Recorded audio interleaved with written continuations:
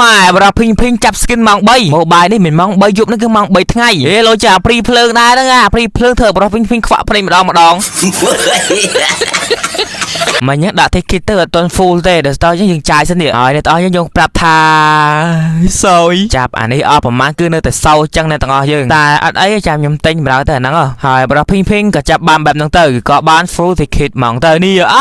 អើច្រឡំស្រីថ្ងៃហ្នឹងសុំបែបសុភាពអត់សូវហ៊ានលះព្រោះថាអារម្មណ៍លះរត់ចោលអស់ហើយសកម្មតែហេងទៀតចុះអ្នកទាំងអស់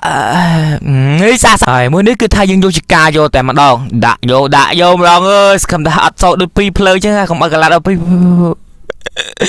អានេះស្រីតែមួយអូចាប់អត់អាព្រីភ្លើងក៏ចឹងអា Mobile Legends ក៏ចឹងទៀតតាមតែខ្ញុំគិតថាមិនមែនមកពីហ្គេមទេគឺមកពីអាមនុស្សវាចង្រៃនេះជមើ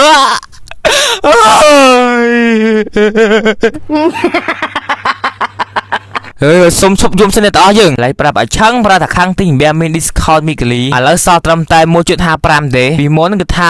1.75 ជាងមកតែឥឡូវសល់តែ 55 ទេអញ្ចឹងដាក់ខាងគាត់ចំណេញចុយឲ្យអ្នកទាំងអស់យើងដាក់ទៀតហើយហើយបាទចិត្តដាក់ទៅយើងឆាតទៅពេកទៅដើម្បីគេដាក់ឲ្យហើយមួយទៀតបាទអ្នកទាំងអស់យើងមានតម្រូវការទិញកហល់តកអីនេះអាចតែត20ទូបរ៉ាភីងមួយនេះបានរភ័យឃើញអាចចូលមើលក្រោម comment បាទអ្នកទាំងអស់យើង support បរ៉ាភីងមួយផងតាមតែមើលគ្រូទាយមិញអ្នកទាំងអស់យើងមិនថាម៉ោង3យប់ឬក៏ម៉ោង3ថ្ងៃទេមនុស្សបរ៉ាភីងនៅតែចង្រៃនៅតែសល់ចឹងចាប់ event មិនដែរបានទេតែតាមពិតទៅវាចង់ឲ្យយើងលេខទៅហាប់ My Hero មក skin អីទេអូ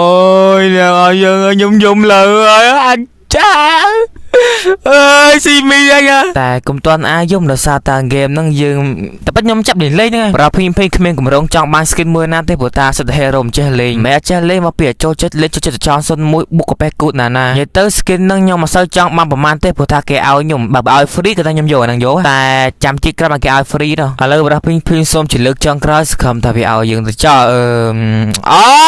ងាប់ហើយមួយថ្ងៃតាមបាន200ភ័ណ្ឌជាងហ្នឹងហើយនោះមកបានភ័ណ្ឌ